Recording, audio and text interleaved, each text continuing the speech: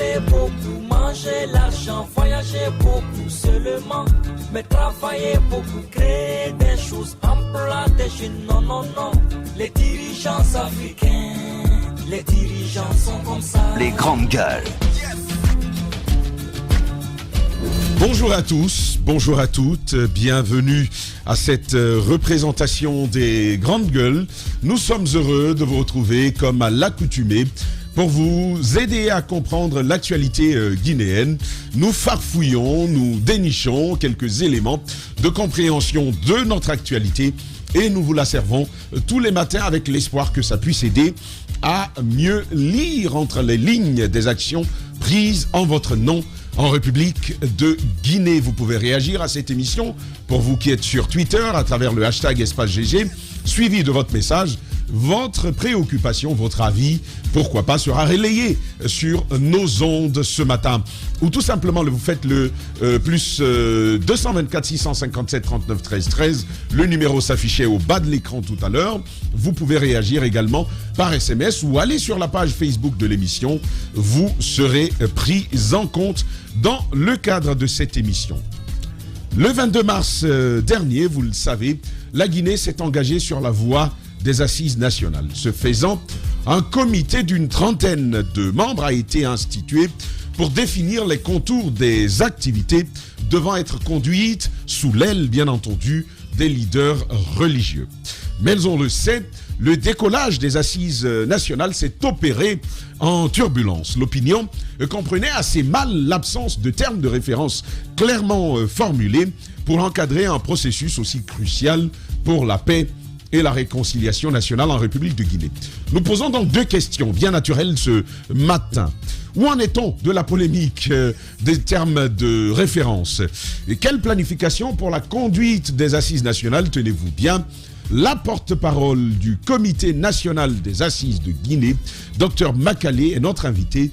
Elle sera d'un moment à l'autre sur ce plateau. Et c'est une grande première pour l'Afrique, pour la justice ouest-africaine en l'occurrence. Le procès Sankara au Burkina Faso connaît un premier dénouement. Blaise Compaoré, en exil en Côte d'Ivoire, vient d'être condamné à perpétuité avec deux autres acteurs majeurs de la transition de 1987. Cette décision de la justice burkinabé vise leur implication dans l'assassinat du président Thomas Sankara.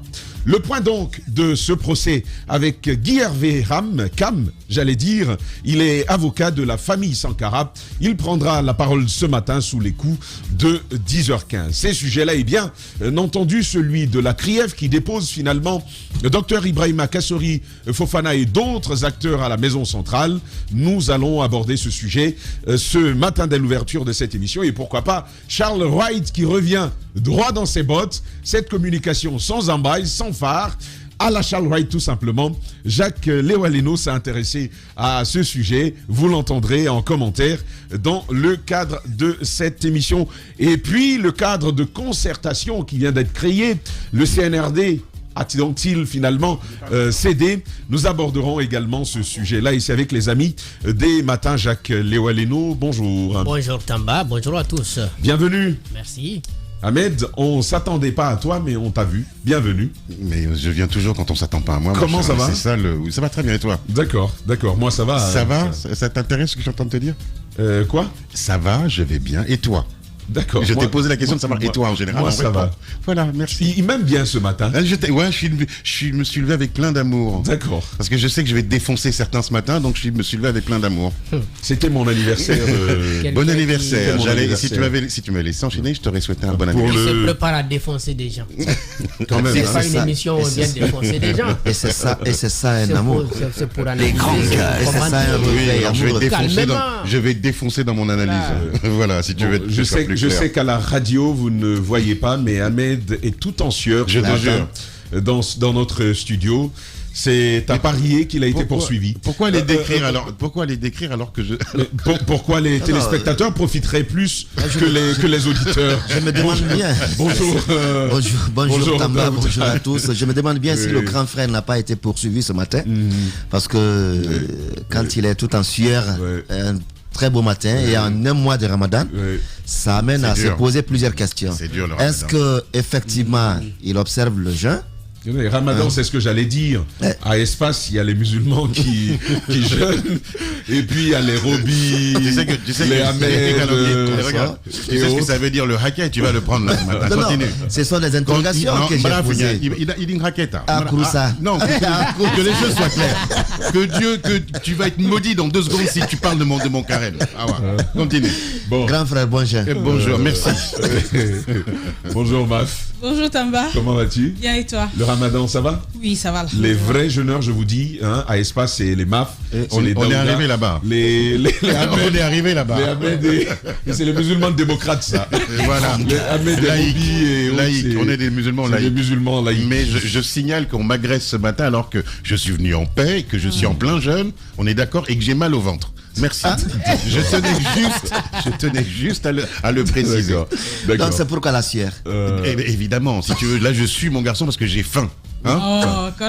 Bon. Et tu sais, nous on n'a pas l'habitude à Paris là-bas de faire des conneries. Voilà. Ici on se conforme. Ouais. Il a fini de dire, hein. Vos conneries. Ouais. Le jeune, c'est une connerie. Bon, et les gars, on va se casser cette allure, on risque de blasphémer. La Ligue islamique. Attendez seulement, continuez. On va avec vous, mon cher Jacques Léo Aleno. C'est finalement tombé comme un coup de couperet. Les mobilisations n'y ont rien pu. Kassori, Fofana et 3 autres acteurs déposés à la maison centrale et c'était hier. C'était hier, ça a commencé lundi, mardi, mercredi. Nous étions donc hier mercredi, donc lundi, mardi, mercredi, nous étions hier mercredi et finalement la décision a été prise de les amener du côté de la CRIEF. Il faut déjà dire que c'est à la demande de la CRIEF que la direction des investigations judiciaires avait entamé ces entretiens avec ces anciens ministres. Ils sont nombreux. Il y a déjà une ordonnance d'interdiction de voyage qui a été prise depuis février. Ensuite, je crois que c'était le 17 février. Il y a dans un premier temps des convocations qui ont été adressées notamment au Premier ministre qui avait été entendu dans un premier temps par la direction des investigations judiciaires. Et cette fois-ci, à partir du lundi, on a commencé à compter, puisque je crois c'est ce que la loi dit, on ne peut pas excéder les 72 heures au niveau des services d'officiers de police judiciaire. Vous avez donc quelques temps d'entretien, et si les faits ne sont pas établis ou ne sont pas consistants... Ils ont rempli les 72 heures. Voilà. Oui, c'est ça. Là-bas, ils ont rempli les 72 heures. Si les faits ne sont pas consistants, vous libérez tout simplement la personne, et si vous estimez que les faits sont consistants, puisque c'est le procureur qui a demandé, vous envoyez le dossier vers le parquet. Que leur reproche-t-on? De quoi les soupçonne-t-on, Jacques Léo? Globalement, on a dit que c'est détournement de deniers publics, complicité, blanchiment d'argent. Mais ça, ce sont des concepts assez généraux qu'on place. Maintenant, c'est à voir à l'intérieur qu'est-ce qu'on appelle détournement, qu'est-ce qu'on appelle blanchiment, qu'est-ce qu'on appelle enrichissement illicite. Pour l'instant, le débat de fond n'a pas commencé. Ça pourrait commencer lundi prochain. C'est à partir de là qu'on saura ce que nous avons comme information pour ce qui concerne... je crois Kassori et Kassori d'abord, on noterait, n'est-ce pas, des dossiers de la Mamri, mais également on aurait une idée de ses avoirs. On parle tantôt de société écran, mais tout ceci, comme je le dis encore, c'est assez vague. C'est seul à la CRIEF de présenter ces faits devant, n'est-ce pas, les prévenus pour que cela puisse passer. Mais avant qu'on ne vienne au fond, il faut qu'on revienne quand même sur la journée d'hier, puisque finalement, les 72 heures étant épuisées, la gendarmerie va décider d'envoyer finalement à la CRIEF ce qui va se passer à la CRIEF et qui a été dénoncé par les conseils de ces anciens ministres. C'est que dès que le dossier est parvenu à la CRIEF, automatiquement, on les a envoyés du côté de la maison centrale. Or, on aurait peut-être imaginé pour d'autres, par exemple, qu'ils soient d'abord entendus par un juge d'instruction et que ce dernier les place sous mandat de dépôt pour les envoyer. Les informations qu'on nous donne, c'est qu'on a orienté le dossier sur le flagrant délit. D'accord. C'est-à-dire le flagrant délit, de manière très simple, on peut peut-être imaginer que les personnes, on les a vues en train de faire ce qu'ils ont fait et automatiquement on les a pris là pour les envoyer en prison. Sauf que l'explication juridique, nous ne l'avons pas ce matin. Mais ce qui est sûr, on a orienté le dossier sur le flagrant délit. C'est pourquoi... Sur le flagrant délit, il y a Dr Ousmane Kaba qui s'exprimait sur la question et qui estimait qu'on n'avait même pas besoin d'un certain nombre de précautions à se donner. Quand un cadre qui a par exemple 5 millions de francs guinéens mensuels se retrouve avec des avoirs de plusieurs milliards de francs guinéens injustifiés, donc, ce serait dans le cas d'espèce une sorte de flagrant délit. Et ce que j'ai donc comme information, après, tu auras la parole, le flagrant délit dans ce cadre-là, c'est bien cela. Ils auraient pu mettre la main sur quelques avoirs. Et donc que les intéressés auraient du mal à justifier. On parle de bâtiments, on parle également on parle de bâtiments, mais on parle financières. également de ressources financières. Donc, ça, c'est ce qu'on a comme information. Encore une fois, de manière assez vague, en attendant que le débat de fond ne puisse démarrer. C'est pourquoi on a orienté le dossier sur le flagrant délit et comme ça ils ont été déposés à la maison centrale. Mais je crois la bonne nouvelle, c'est que ça ne devrait pas retarder. Lundi prochain déjà, le procès. La bonne nouvelle, c'est qu'ils ne sont pas oubliés comme d'autres. Comme les autres. Il y a d'autres qui sont déjà là-bas en prison pour lesquels le procès n'est pas annoncé. Alors qu'eux, ils ont été placés hier et ils sont déjà informés qu'à partir du lundi prochain, le procès pourrait démarrer. Donc, en ce moment, ils peuvent, pour ceux qui n'ont rien à se reprocher, obtenir au terme des débats une demande de mise en liberté provisoire. Si cela est accepté, bien entendu, cela peut se gérer à ce niveau. Encore une fois, c'est un peu différent de ce qui a été fait pour d'autres. Après, politiquement, il y a des interprétations. Ces soutiens qu'on a vus à la direction des investigations judiciaires, avec beaucoup de colère. On disait que ça visait particulièrement Kassory, etc., etc. Après, les gens peuvent aller dans tous les commentaires. C'est facile. Mais on a vu quand même. Docteur Diané a été le premier parmi tous ceux-là à être inquiété quand même. Mais il y a eu d'autres. Il y a Souleymane Traoré qui est là-bas depuis longtemps. Il y a Dioubaté qui est là-bas depuis longtemps. On ne peut pas, à partir de Kassory, estimer qu'il y a quelqu'un qui est visé politiquement. Si on ne l'a pas dit pour les autres, on ne peut pas le dire pour ceux-ci. Moi, c'est le problème que j'ai avec certains compatriotes. Vous voulez la justice, mais vous ne voulez pas que la justice s'intéresse à vous ou à vos proches. Je crois que ça ne peut pas marcher comme ça. On peut parler, on peut critiquer la démarche. On peut peut-être ouvrir un débat sur la démarche. Mais dire non, moi, telle personne, il est blanc, il est intouchable, je crois que ça ne peut pas marcher. J'ai entendu des propos. Je ne les ai pas entendus sur un média, mais puisque les réseaux sociaux participent aujourd'hui à la fabrication de l'opinion, je me suis dit qu'il faut en parler, puisque j'en ai parlé lorsque Loka Selou était là et que les gens faisaient le malin plaisir de trouver une connexion entre Selou et son ethnie. J'ai entendu des propos comme ça hier où on essayait de trouver le lien entre Kassory et le RPG, mais on ne se limitait pas là, on allait jusqu'à trouver une connexion avec la basse-côte. Je crois qu'il faut sortir de cela.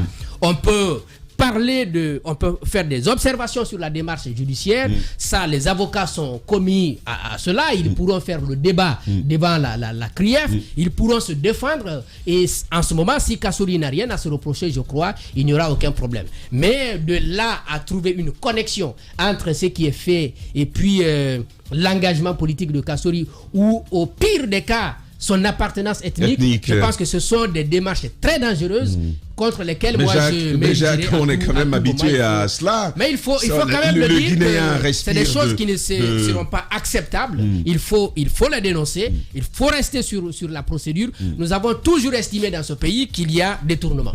Nous avons toujours estimé dans ce pays qu'il y a vol, qu'il y a corruption. Sauf que on ne découvre jamais le voleur, on ne découvre jamais, c'est pas moi, les complices, les auteurs de corruption. Je crois depuis 84 jusque maintenant, je n'ai pas appris qu'un ancien ministre a été envoyé devant une juridiction. Ça a été fait avec Ariana Fodé. Après, à grand bruit. C'est toujours à grand bruit. Après, Ariana Fodé est venue le libérer. Je n'ai jamais, il n'y a jamais eu toute la sérénité que quelqu'un a été envoyé devant une juridiction pour répondre de sa gouvernance, de sa participation à la gestion de l'État. Pour une fois que cela est fait, tout ce qu'on peut faire, c'est d'encourager que la procédure soit respectée, que la loi soit respectée, mais dire que ça ne doit pas se faire, il faut qu'on choisisse enfin ce que nous voulons. Ahmed Kourouma ne me semble pas de cet avis. Ahmed, comment lis-tu cette actualité? Qu'en est-il de ton point de vue de la démarche qui est utilisée? Mal, très mal. Allez-y. Je vais m'en expliquer ce matin. D'abord, je vais répondre à ta question. Tu dis qu'on n'attrape jamais les voleurs, mais pour cause. Lorsque le travail est aussi mal fait, on peut pas attraper les voleurs. Aussi mal fait. Oui, aussi mal fait. Je vais m'en expliquer. Pour que un ministre retire de l'argent pour son département, il y a toute une procédure, et ça passe par le DAF, par le comptable, etc. Quand la plupart des DAF qui étaient sous l'ancien régime, Alpha Condé, ont été reconduits, on ne peut pas trouver la vérité. Qu'est-ce que la CRIEF aurait dû faire? La CRIEF aurait dû lancer un audit général dans les ministères. Que reproche-t-on à nos ministres, à ceux qui sont enfermés? Mais c'est pourquoi, non, dans le cas de Dr Kassouri et tous les autres, leurs DAF ont été entendus dans cette démarche. C'est le cas. Comment tu veux qu'un DAF qui craint pour son poste sous un régime particulier soit objectif dans ses déclarations? On n'attend pas de lui de l'objectivité, on attend de l'auditeur des capacités pour déceler la fraude. Je pense que le processus qu'Ahmed est en train d'expliquer, merci. Et on n'est pas en débat contradictoire, Thomas. Attention. Ce débat, il a toujours été contradictoire. Non, mais là, toi et moi... Il est contradictoire. Non, mais toi et moi, il faut que tu me laisses m'expliquer. Je dis, certainement, tu n'avais pas l'information, mais ils ont été convoqués. Tous ceux qui ont géré les finances de ces ministres-là ont été entendus. C'est une précision importante dans ce qu'il veut dire. J'ai l'information. Exactement. Tamba, maintenant, allez-y. J'ai l'information. D'accord, vas-y. C'est exactement ce qui s'est passé. Alors, puisque tu parles de convocation, prenons... parce que pour moi, ce ne sont pas... En fait, on rend la justice au nom du peuple de Guinée. On est d'accord. Lorsqu'on rend la justice en mon nom, j'entends que cette justice soit sereine, équitable et surtout juste. Prenons la concomitance des faits, ou plutôt le scénario qu'on est en train de nous dérouler sur notre tapis. Et nous allons encore gober cette mauvaise série B. Pourquoi? Parce que le congrès du RPG a eu lieu, il me semble, le 29 mars, le jour de mon anniversaire. Comme par hasard. C'était le... Oui, ou le 29 ou le 30. Bref. Le 31. C'était le 31, si tu veux. Le 31. Très bien, encore mieux. Le 31. Mais comme par hasard, le premier, on nous convoque les caciques du RPG. Première coïncidence assez troublante à mes yeux. Deuxième coïncidence, en justice, la partie civile, ou plutôt la défense, normalement a accès au dossier d'accusation. C'est-à-dire que lorsque tu te présentes devant un juge d'instruction, ton avocat a eu déjà accès au dossier, c'est en matière de corruption ce qu'on a à te reprocher ou pas. Il se trouve que là, la règle judiciaire n'a pas été respectée en la matière. Mais mieux que ça, vous l'avez soulevé. La CRIEF, le dossier est transmis à la CRIEF. Sans l'intervention d'un juge, ou plutôt les présumés coupables ne sont pas parvenus devant un juge d'instruction, et puis on les dépose à la maison centrale. Moi, ça me pose deux problèmes. D'accord. Moi, ça me pose deux problèmes. Oui, il y a de la corruption dans notre pays. Nous avons été les premiers ici à la dénoncer sous Alpha Condé. Nous avons été les premiers à dire ici, il faut que ça s'arrête. Mais encore une fois, il faut que ça s'arrête. Encore faut-il que cela se fasse en respectant le minimum de droits de ceux qui sont accusés. Parce que il se passe, je vais vous dire comment ça se passe les auditions à la CRIEF. Tu arrives et puis on te dit, ah, il paraît, je dis bien, il paraît que tel immeuble t'appartient. Il paraît que... Mais c'est pas un travail sérieux. Lorsque tu convoques un ancien ministre, lorsque tu convoques mais n'importe quel citoyen que l'on accuse de corruption, il y a au minimum une enquête sérieuse qui a été d'abord faite. Vous arrivez devant la CRIEF, la CRIEF vous dit, monsieur, voilà tel fait qu'on a à vous reposer. Mais ce n'est pas ce qui s'est passé. Je finis. Non, mais attends, vas-y. Tu vas pas prendre 15 minutes. Excuse-moi, c'est quand même marrant. Il a pris 15 minutes, moi tu m'accordes pas 15 minutes. Mais on échange. D'accord, échangeons. Échangeons donc. Alors, mais je pense que tu fais un raccourci dangereux. Non, parce qu'une première fois, la CRIEF qui fait des raccourcis dangereux. Une première fois, Kassouri est bien entendu. Et il est libéré par la CRIEF. Mais une seconde fois, il est entendu sur 72 heures. et finalement on prend la décision de le déposer. Absolument. C'est que certainement il y a quelque chose. Écoute-moi, je vais te dire. Et ce que Jacques nous dit ce matin, c'est que on procède par voie de flagrance. On dit il y a des biens qui existent et qui leur seraient affectés. Là-dessus, je veux bien entendre ton point de vue. C'est quoi le flagrant délit? Ça veut dire quoi en termes juridiques, le flagrant délit? Oui, mais maintenant je t'écoute. Ça veut dire que un policier t'arrête sur le fait, tu es en train de commettre un méfait. C'est ça le flagrant délit. Attention, ce n'est pas que ça. Je finis. D'accord. Je finis. Sur l'enrichissement illicite, c'est pas ça. Il y a également la flagrance à ce niveau. Je voudrais finir. Par exemple,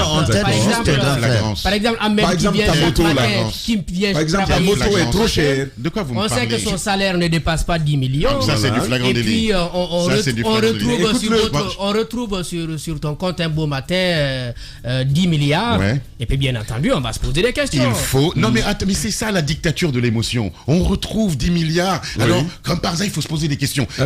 Ça, c'est scénarisé. Moi, si on retrouve demain... Mais tu peux justifier ça? Mais c'est justement là où je veux en venir. Oui. Si demain, la justice retrouve 10 milliards sur mon compte, j'attends, avant que la justice m'accuse de quoi que ce soit, que la justice prouve que les 10 milliards que j'ai ont été obtenus illicitement. C'est ça la justice.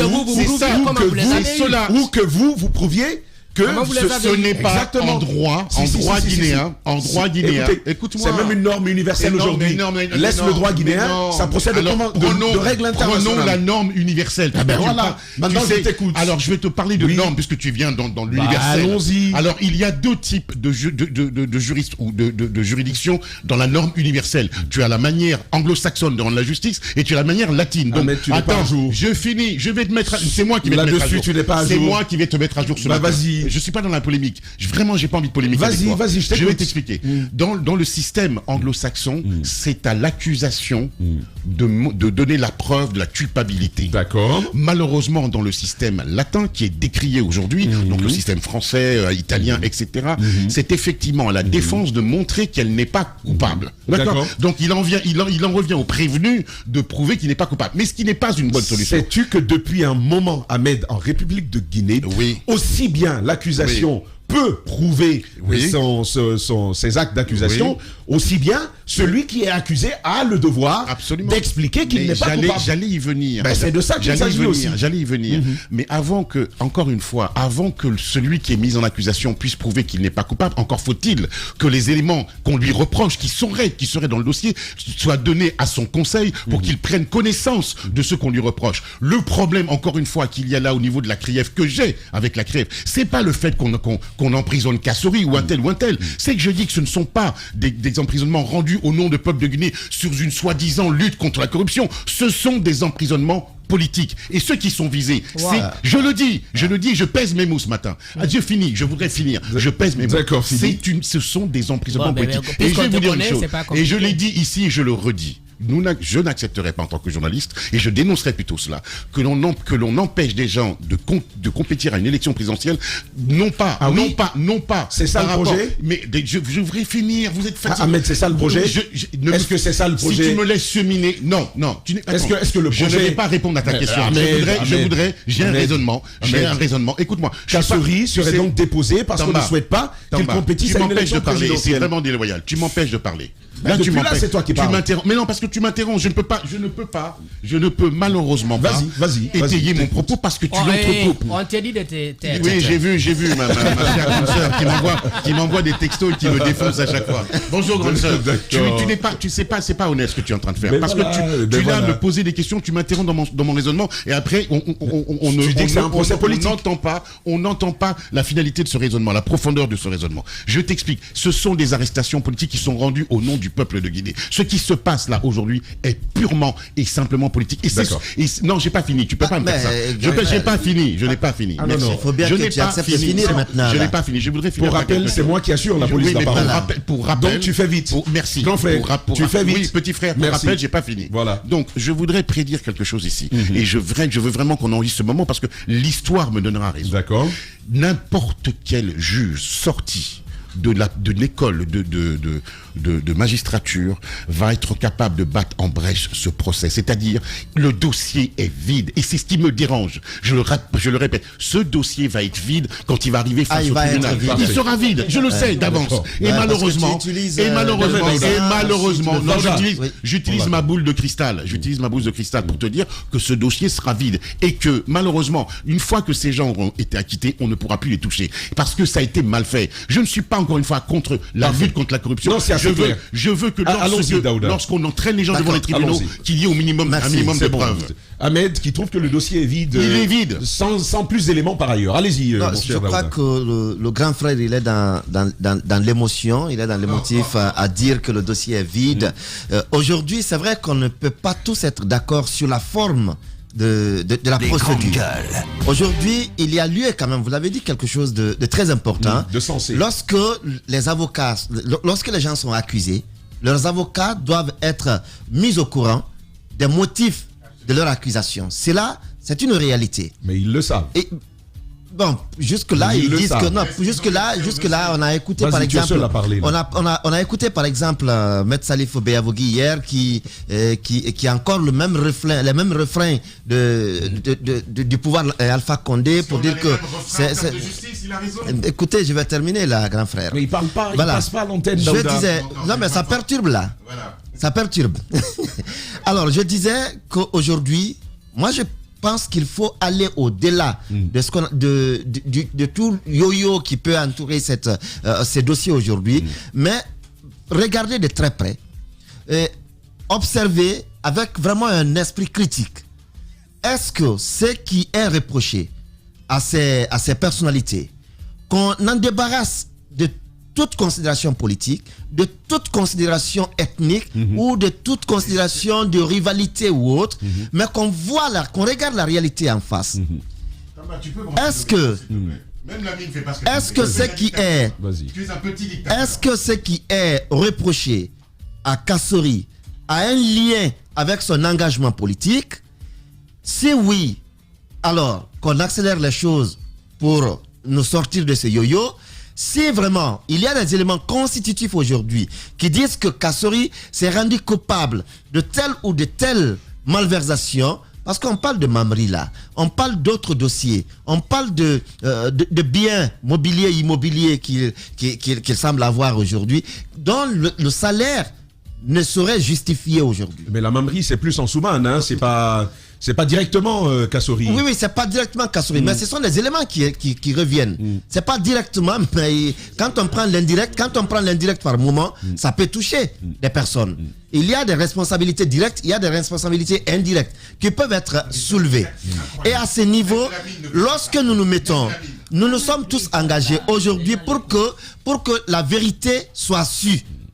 Pour que chacun, Alpha Condé a dit, tous ceux qui ont pillé ce pays répondront. Alors, écoutez, je vais terminer s'il vous plaît. Lorsque nous nous mettons dans une sorte d'émotion, non, c'est pas bien fait là, non, c'est pas ceci, non, c'est parce qu'il s'est engagé en politique. Et l'émotion. Daouda, l'émotion, puisque vous concentrez, ce qui est en train de se passer, c'est pas là maintenant. Ahmed Kourouma, puisque vous êtes en train de concentrer tout autour de Kassori, vous faites biaiser le débat. Non, je ne concentre rien autour de Kassori. Non, vous concentrez parce que j'ai dit 16 arrestations. Vous concentrez sur le débat au pluriel. Autour de Kassori, alors que Kassori n'est pas le seul. Il te fait un uppercut là. Kassori n'est pas le seul. Vous avez dit la convention a eu lieu le 31. Vous avez rappelé la convention a eu lieu le 31. J'ai parlé du RPG. Le RPG, mais qui a été porté? Mais attends, dans le RPG, il y a qui? Dans le RPG, il y avait Oye. Dans le RPG, il y a Diané. Dans le RPG, il y a Kassori. Moi, je n'ai pas essentiellement à son parti. Je n'ai pas récemment. Je n'ai pas essentiellement. Bon, d'accord, les gars. Vous allez. Non. Je vais revenir, les gars. Bon, écoutez, les gars, on marque une transition. Vos esprits à mettre. Il faut que tu te calmes. Oui, il faut que tu te calmes. Et après, on revient. Les grandes gueules sur Espace, c'est la représentativité de la diversité de la société guinéenne. Ils n'ont jamais peur de défendre leurs idées. Entre débats animés, accrochages et éclats de rire, 2 heures de talk show pour parler. Écoutez, quand le débat est si chaud et aussi chaud entre journalistes, j'imagine ce qu'il peut être entre militants ce matin, mon cher Daouda. On poursuit avec vous. Vous étiez sur une lancée. Oui, quand le défenseur est défoncé, il va prendre piste. Alors, je disais, je disais que lorsqu'on concentre les faits autour de Kassory ou autour de la considération politique, on force l'analyse. On force l'analyse. Kassory, c'est vrai que c'est lui qui a été porté par la convention à la tête du RPG. Mais de l'autre côté, on sait le bras de fer qu'il y a entre lui et Djané, entre lui et Jakaria, parce que Jakaria a pris son chemin, qui n'est pas celui Zakaria Koulibaly, qui n'est plus celui du RPG. On sait qu'il est attribué également à Oye Gilavogui, je vais dire, un parti politique, comme Malik Sankoin et autres. Aujourd'hui, qu'on ne m'amène pas à dire que non, c'est parce que Kassory est proche de la présidence ou on veut lui bloquer le chemin pour ne pas arriver aux échéances prochaines. Ça, je crois que c'est démagogie. Je te fais une confidence. Oui. C'est même pas loin. À la semaine prochaine, Ahmed va tenir un autre propos. Non, mais c'est clair. Une promesse que je te fais. Non, mais c'est clair. Ça, je le sais. Je suis très, très convaincu pour cela. Donc, je me dis aujourd'hui, il faut plutôt interpeller la CRIEF ou le service d'investigation de la gendarmerie et autres. Il faut les interpeller aujourd'hui sur l'objectivité, sur le respect, le sérieux dans la démarche. Le sérieux dans la démarche. Jacques l'a dit par ailleurs. Le sérieux dans la démarche, parce que c'est ce qui peut nous donner aujourd'hui l'espoir d'une Guinée nouvelle. Mais lorsqu'on force tout au départ et que tous les espoirs aujourd'hui soient fondés sur le CNRD, de tout nettoyer et que tout soit banalisé avec ce même CNRD, ça veut dire que notre histoire est encore replongée dans le désespoir, dans la désillusion. Il faut prendre certains cas. Kassory, Mohamed Djané, Oye Gilavogui, Jakaria, Gilavogui, excusez-moi, ils ont certes eu la chance d'être entendus pendant 72 heures. Pendant 3 jours, ils ont été entendus. Mais il y en a qui sont en prison depuis un mois, qui n'ont jamais été entendus. Ils ont entendu une fois. Qui sont venus, qui n'ont même pas eu le temps de s'exprimer 10 minutes. Ils n'ont pas. Souleymane Traoré, par exemple, on a vu sa lettre hier. Où il a interpellé le ministre de la Justice sur son cas particulier. Il dit qu'il n'a pas été entendu. Un monsieur à qui on demande quand même une caution de 30 milliards. Semble-t-il, de toute l'histoire de la Guinée. C'est la plus grande caution qu'on ait demandé à un détenu. En quoi de telles demandes peuvent accorder du crédit à ce que la CRIEF est en train de faire, à ce que les services d'investigation sont en train de faire. Donc plus de sérieux dans ce qu'on est en train de faire pour ne pas quand même transformer les coupables en de simples victimes. Pour pas que l'éléphant accouche d'une petite souris, d'un souriceau même. Souriceau. On va aller chercher ça. C'est le petit de la souris. Maf, c'est la même lecture ce matin ou tu es amédien ce matin? Je ne suis pas amédien, je ne suis pas jacarien, je ne suis pas daoudien. D'accord. Ce que je veux dire ce matin, c'est que l'actualité là, je pense que la première des choses, c'est de se permettre, quels que soient les doutes qu'on peut avoir aujourd'hui sur les uns et les autres, c'est de se donner le temps de voir de près le travail de la CRIEF. Parce que, comme on le dit, un bon résultat... on nous apprend déjà des manifestations, par ailleurs. On va en parler plus tard. Je vais d'abord parler de la CRIEF. Il faut qu'on ait ce droit de regard sur le travail de la CRIEF, parce que c'est ce travail, si c'est bien fait, qui peut nous mener vers des résultats potables. Et je pense que c'est tout ce que nous attendons. Hier encore, dans nos propos ici, on dénonçait ce fait qu'en Guinée, on n'a que des supposés coupables jusqu'à présent. On n'est jamais situé sur qui a fait quoi. Et il ne faut pas perdre de vue que quand même la CRIEF, c'est pas comme Ahmed le présente. C'est pas des gens réunis qui ne savent pas ce qu'ils font. Il y en a qui savent ce qu'ils font.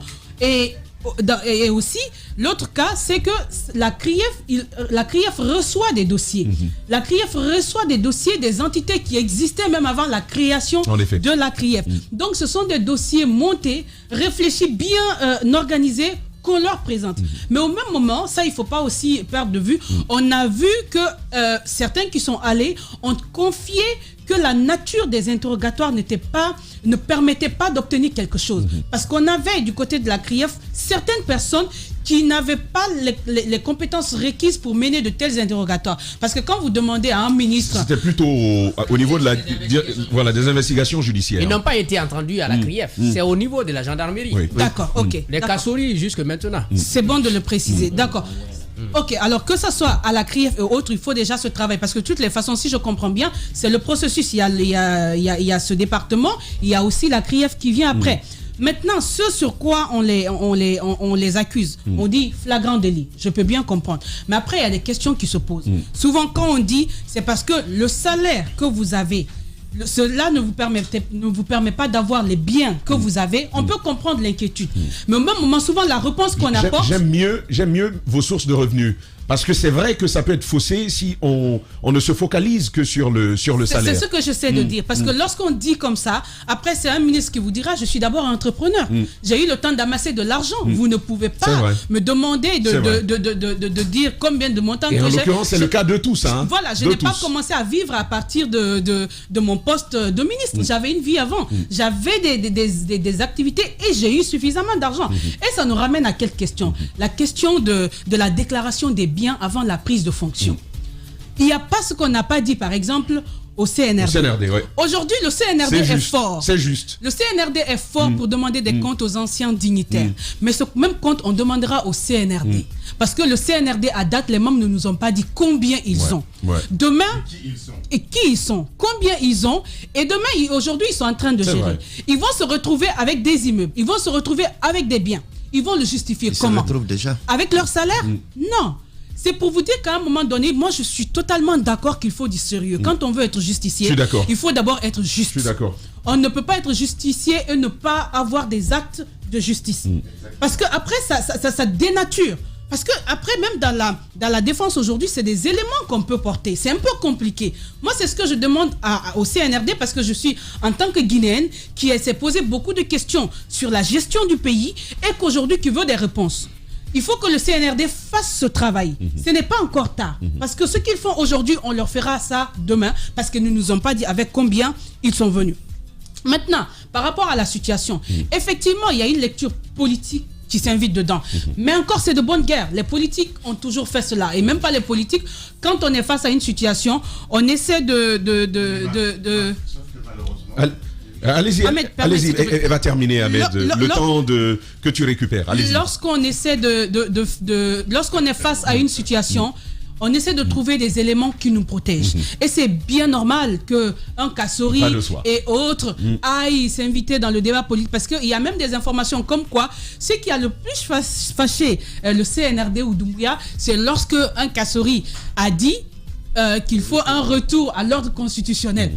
Après, la question d'abord, c'est de quel droit? Quand même quelqu'un qui a soutenu un troisième mandat, qui a dit qu'il préférait l'ordre à la loi, il y a cette colère. Mais au moins dans le fond, même si c'est cela qui a fâché Doumbouya ou le CNRD... Il faut procéder de la bonne façon. Il faut procéder de la bonne façon. C'est vrai que moi-même, j'ai lu dans son discours, là, son discours de prise de... C'était plutôt à la première Assemblée Générale où j'ai lu ce discours, en effet. En parlant de cela, on en vient encore à la forme. Il faut que Doumbouya et son équipe se départissent de cette considération, de cette lecture. On sait déjà qu'on a du mal à voir la durée de la transition avec le CNRD. C'est un problème à part. Maintenant que les gens leur demandent de revenir à l'ordre constitutionnel, ne doit pas être un élément pour aller vite dans les dossiers. Parce qu'ils ont déjà quelque chose de potable. Doumbouya, son premier discours, il a dit quoi? Le Guinéen souffre. On a des biens. On ne vit pas bien dans notre pays. Notre argent est mal utilisé. C'est suffisant aujourd'hui pour mener n'importe quelle enquête sur n'importe qui a eu à un moment donné à gérer ce pays. C'est tout à fait, en respectant les règles, c'est tout à fait normal. Donc on ne s'éparpille pas, qu'on reste dans ce cadre. Maintenant pour les politiques, il faut juste les comprendre. Mais on ne doit pas perdre de vue que par le passé. Et même maintenant, on continue à avoir des Guinéens. Et un dernier point par rapport à ce que Ahmed a dit, s'il te plaît. Ahmed a dit. Je l'ai vu noter, j'ai compris qu'elle prendrait son temps. Vas-y. C'est que Ahmed a dit par rapport au DAF. Oui. Moi, j'essaie de comprendre. Parce que quand on parle de vol, il y a un process. Il y a une chaîne. C'est pas une personne. Donc, si aujourd'hui, on a des DAF qui sont réinstallés dans d'autres départements, et qu'on sait, la majorité, et qu'on sait que, par exemple, lorsqu'un ministre veut faire quelque chose, il y a plusieurs personnes. Ils ne sont pas épargnés, hein, les DAF. Non, je sais que... Non, c'est ce qu'on va voir. Non, lorsque vous restez sur le cas des DAF, permets-moi, ma fille, s'il te plaît. Non, juste un mot. Je voulais lorsqu'on reste sur les DAF, on va à côté. Mais il y a ce qu'on appelle les pots de vin. Il y a des enrichissements de capitaux. Il y a d'autres formes qui ne passent pas forcément par les DAF, qui ne viennent même pas au bureau. Ça, il faut le rappeler. Une phrase, s'il te plaît, en une phrase. En une phrase. Je suis bien d'accord qu'on prenne les têtes. Mais encore une fois, il ne faut jamais perdre de vue certains qui sont à l'ombre, qui semblent petits, mais qui sont gros de par ce qu'ils prennent. Attention. Absolument. Diba, la même lecture.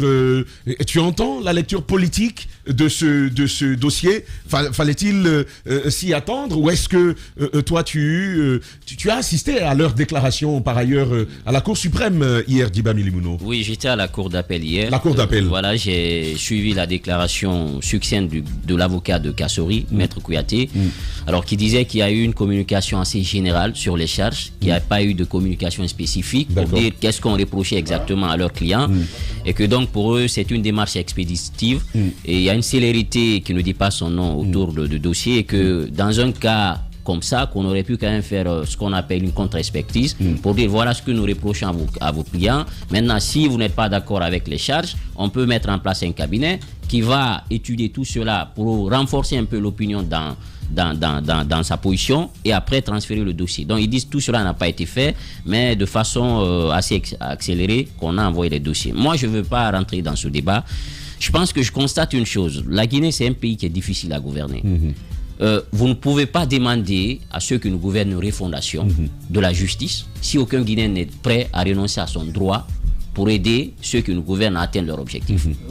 On ne peut pas vouloir d'une chose et son contraire. Mais que nous dis-tu, Diba? Alors, ce que je veux dire, c'est moi qui pose les questions. Justement, ce que je veux dire. Tu te calmes, Ahmed, toi. Repose-toi. Ce que je veux dire. Vas-y. J'aimerais donner un conseil. Tu es seul à passer à l'antenne. J'aimerais donner un conseil à tous les hommes qui ont gouverné ce pays ou qui sont dans l'opposition.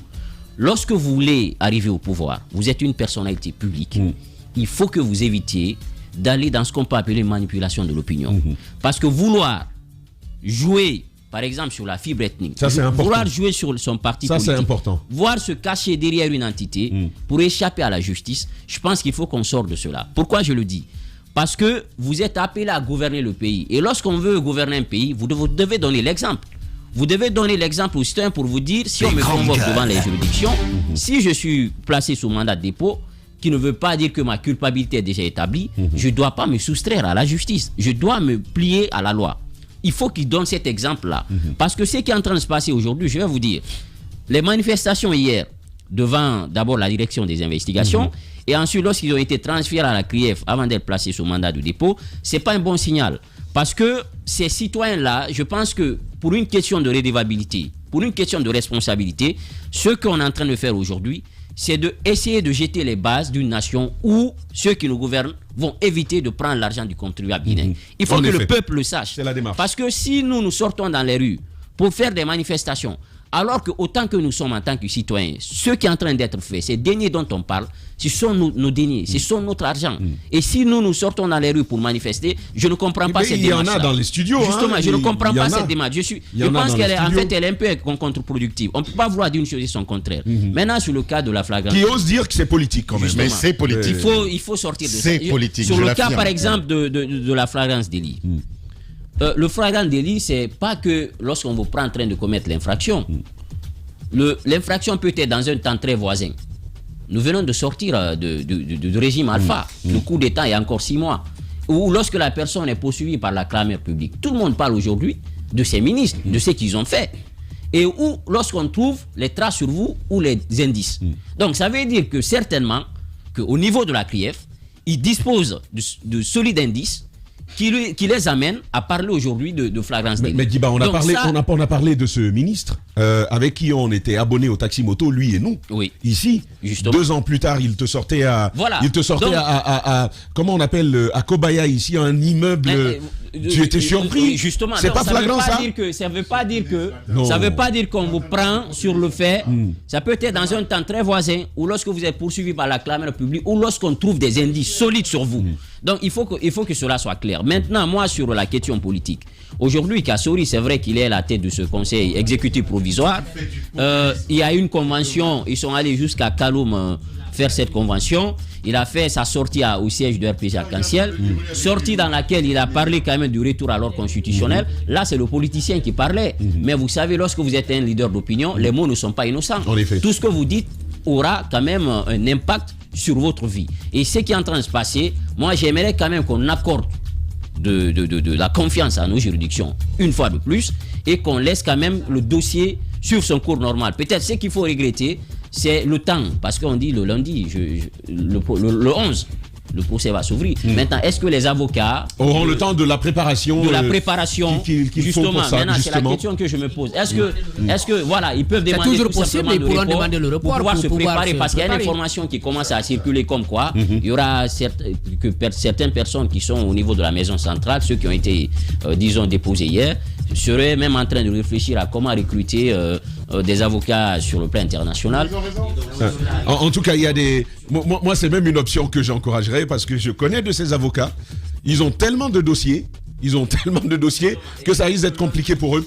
En tout cas, vous continuez à échanger avec nous, à discuter avec nous. Votre avis sera pris en compte dans la deuxième partie de cette émission pour faire tout simplement court le résumé de tout ceci. Oui à la justice en République de Guinée, mais il faudrait que les instances en charge de cela le fassent avec toute la sérénité et tout le sérieux. C'est tout ce qui est demandé ce matin. Restez avec nous dans 10 minutes. On se retrouve juste derrière pour avancer avec d'autres sujets tout aussi croustillant. Les grandes gueules sur Espace, c'est la représentativité de la diversité de la société guinéenne. Ils n'ont jamais peur de défendre leurs idées. Entre débats animés, accrochages et éclats de rire, 2 heures de talk-show pour parler, décrypter et débattre de l'actualité et des véritables préoccupations des Guinéens. De 9h à 11h sur Radio Espace et en simultané sur Espace TV.